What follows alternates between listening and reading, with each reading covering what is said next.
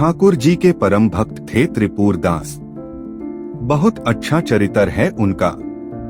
तो त्रिपुरदास जी जो थे श्रीनाथ जी की गद्दल बना के बेचते थे। गद्दल जानते हैं, कंबल। सर्दियों में जो ठाकुर जी धारण करते हैं। किसी ने श्रीनाथ जी के दर्शन किए हो, शीतकाल में दर्शन करना, ठाकुर जी का मुखमंडल दिखाई देता, बाकी सब ऐसे पूरे ढके रहते हैं, उसको गद्दल बोलते हैं। त्रिपुरदास जी बहुत बड़े मंत्री थे। इनके पास मंत्री पद पर थे तो खूब धन आता था, तो ये बढ़िया सोने की जड़ाऊ, चांदी की जड़ाऊ, बढ़िया गद्दल भेजते थे ठाकुर जी को। किसी ने जाके बात, ठाकुर जी के परम भक्त थे त्रिपुरदास। बहुत अच्छा चरित्र है उनका। तो त्रिपुरदास जी जो थे श्रीनाथ जी की गद्दल बना के बेचते थे। गद्दल जानते हैं, कंबल। सर्दियों में जो ठाकुर जी धारण करते हैं। किसी ने श्रीनाथ जी के दर्शन किए हो, शीतकाल में दर्शन करना, ठाकुर जी का मुखमंडल दिखाई देता, बाकी सब ऐसे पूरे ढके रहते हैं, उसको गद्दल बोलते हैं। त्रिपुरदास जी बहुत बड़े मंत्री थे। इनके पास मंत्री पद पर थे तो खूब धन आता था, तो ये बढ़िया सोने की जड़ाऊ, चांदी की जड़ाऊ, बढ़िया गद्दल भेजते थे ठाकुर जी को। किसी ने जाके बादशाह से शिकायत कर दी, त्रिपुरदास जी आपके खजाने के सारे पैसा लगा के गद्दल बना के श्रीनाथ जी को भेज देते हैं। तो बादशाह ने इनको अपनी मंत्री पद से हटा दिया। और जैसे इन्हें मंत्री पद से हटे, कंगाली आ गई, गरीब हो गए। अब इनके पास इतना भी धन नहीं था कि गद्दल खरीद के भेज सकें। तो एक लिखने वाली कलम थी इनके पास, वो कलम बेच दी जा करके, तो उससे 1 रुपया मिला। 1 रुपया से इन्होंने जो वस्त्र खरीदा, बिल्कुल 3rd क्लास वस्त्र खरीदा, 1 रुपए का आया। मन में बड़े दुखी थे। बोले ठाकुर जी मैंने कभी ऐसा वस्त्र आपको भेजा नहीं, लेकिन क्या बताऊं, और कोई मेरे पास चारा नहीं।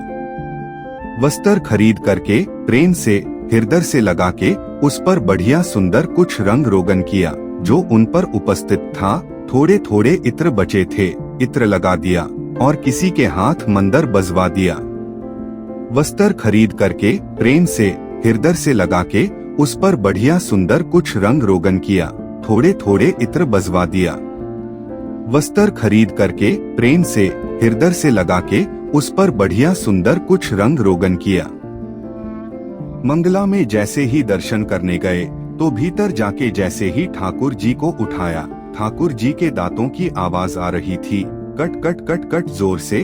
ठाकुर जी ठितर रहे हैं जोर से। गुसाई जी बोले 5-5 गद्दल पहना रखी हैं, फिर भी ठितर। जैसे ही दर्शन करने गए, ठाकुर जी को उठाया, ठाकुर जी को उठाया, ठाकुर जी को उठाया, ठाकुर जी को उठाया, ठाकुर जी को उठाया, ठाकुर जी को उठाया, ठाकुर जी को उठाया, ठाकुर जी को उठाया, ठाकुर जी को उठाया, ठाकुर जी को उठाए। और केवल नाटक कर रहे हो ऐसा नहीं, स्पर्श करने में बिल्कुल ऐसा लग रहा है जैसे मानो जैसे ठंडे पड़ गए हो। ठाकुर जी गुसाही जी तो इतनी चिंता में आ गए, क्या करें क्या करें क्या करें। अचानक गुसाही जी बोले 10-10 गद्दल और 5-5 अंगीठी, फिर भी थड़क नहीं जा रही। कोई लीला तो नहीं श्याम सुंदर की हो, निश्चित किसी भक्त के द्वारा भेंट आई है और वो हमने पढ़ाई नहीं है, इसलिए ये सब हो रहा है। तुरंत गुसाही जी बोले किसी भक्त की भेंट आई थी क्या?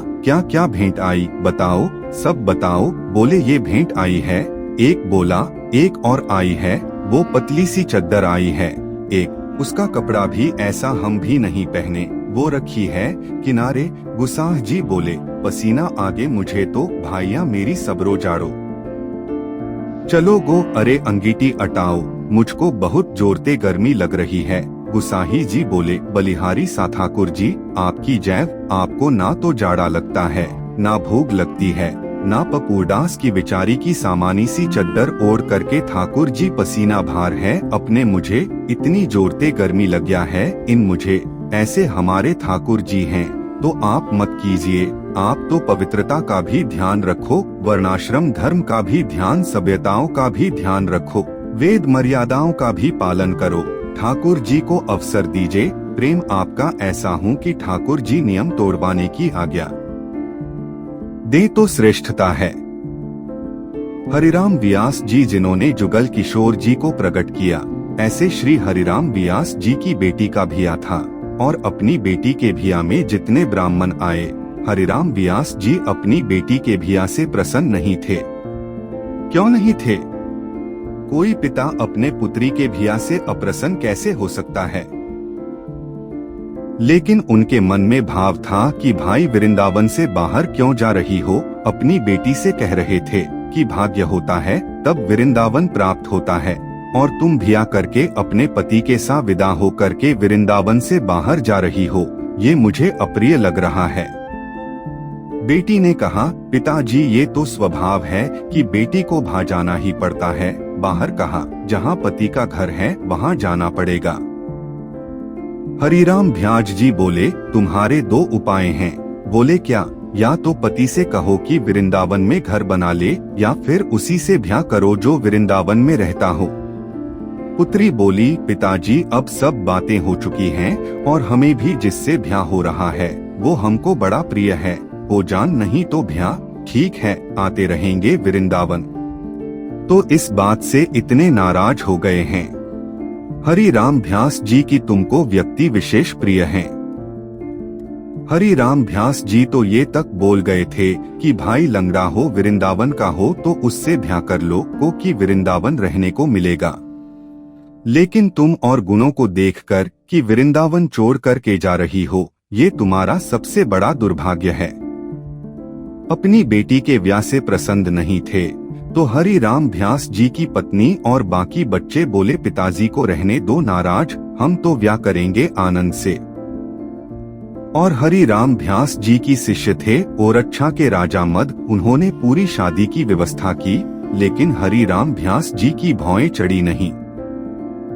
पूरी शादी की व्यवस्था की, लेकिन हरिराम व्यास जी की, लेकिन हरिराम व्यास जी की, लेकिन हरिराम व्यास जी की, लेकिन हरिराम व्यास जी की, लेकिन हरिराम व्यास जी की, लेकिन हरिराम व्यास जी की, लेकिन हरिराम व्यास जी की, लेकिन हरिराम व्यास बोले, पिताजी न कहा है संतों को कराओ। बोले, बोलने दो उनको, तुम तो उन्हीं को करा दो। और रही बात संतों की तो एक काम करते हैं, पहले ही पूरी कचौड़ी जो भी बना है दावत में पहले ही निकाल करके अलग धर देते हैं। जब संत आएंगे उनको पवा दें। हरिराम व्यास जी कोई बात पता चलगी तो इतने नाराज हो गए, उनका एक पद भी है, संतन सो अधिक समधी प्यारे। बोले, संत इतने प्रिय नहीं है, वो समधी बहुत ज्यादा अच्छा लगता है, उसको तो गरम गरम खवा रहे हैं और संतों के लिए अलग निकाल दी है। बड़े नाराज हुए, बोले, संतों का अपमान कर रहे हो। बेटी बोली, पिताजी मेरा ब्याह है,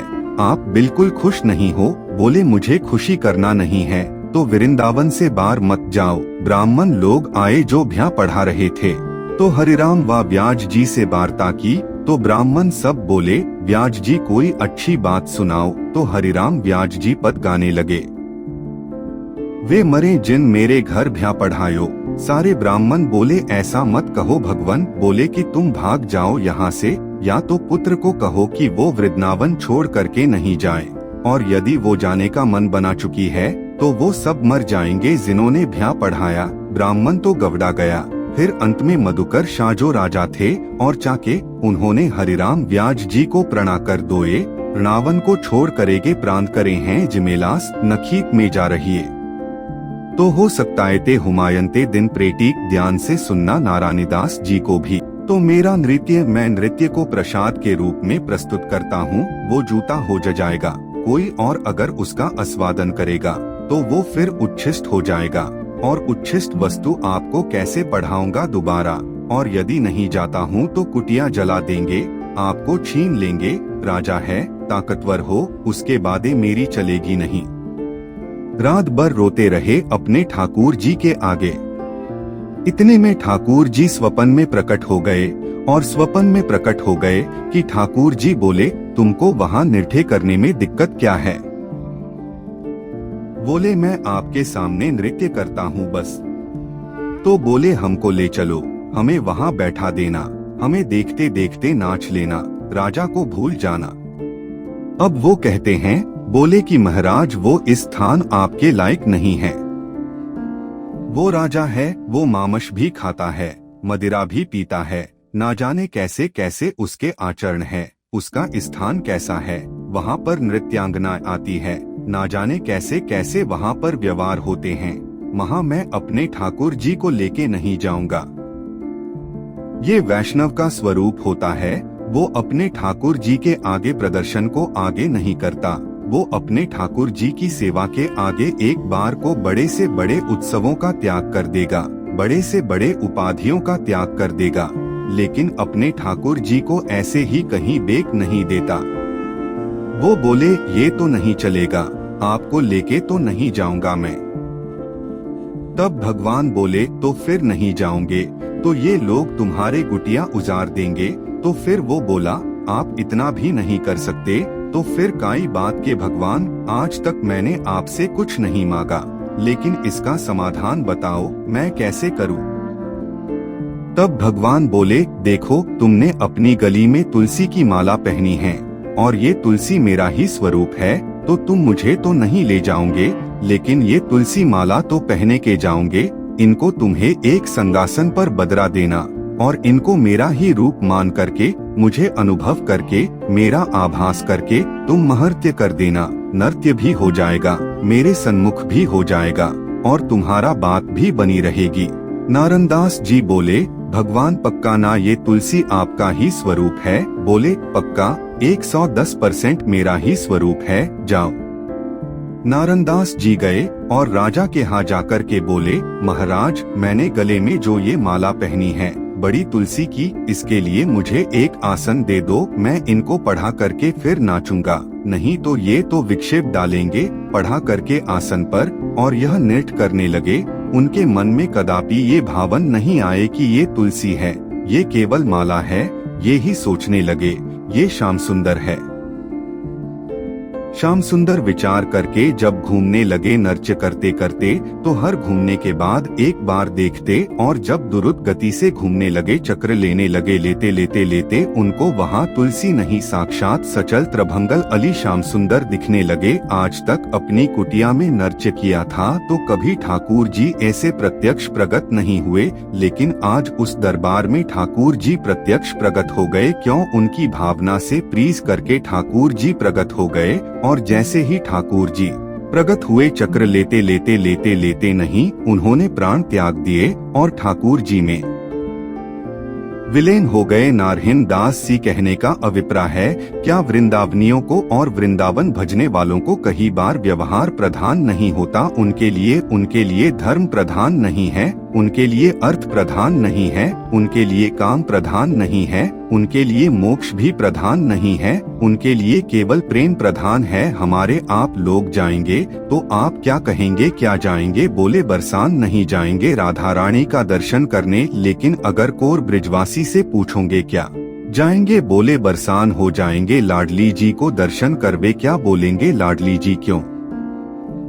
प्रेम प्रधान हो जाता है, वहाँ पर भगवत तत्व की बात नहीं करते। कोर ब्रिजवासी से पूछोगे, आपसे पूछोगे कहाँ जाएंगे? राधा रानी जी दर्शन करने जाएंगे। पर बिल्कुल ब्रिजवासी होगा तो बोलेगो श्री लालजू को दर्शन करवे जाएंगे। और एक बात बाता हूँ, और ज्यादा उपासक वृंदावन के वो क्या बोलेंगे? श्री जी को दर्शन करवे जाएंगे। श्री जी हमारे वृंदावन में ठाकुर जी को भी श्री जी बोलते हैं, किशोरी जी को भी श्री जी, ठाकुर जी को भी श्री जी बोलते हैं। तो समझो युगल का नाम बोला गया है, अकेली किशोरी जी नहीं है, श्री जी माने ठाकुर जी और किशोरी जी दोनों श्री माने राधा रानी। और जी कौन है? बोले लाल जी। श्री जी वृंदावन में प्रेम प्रधाने, धर्म अर्थ काम और मोक्ष नहीं है।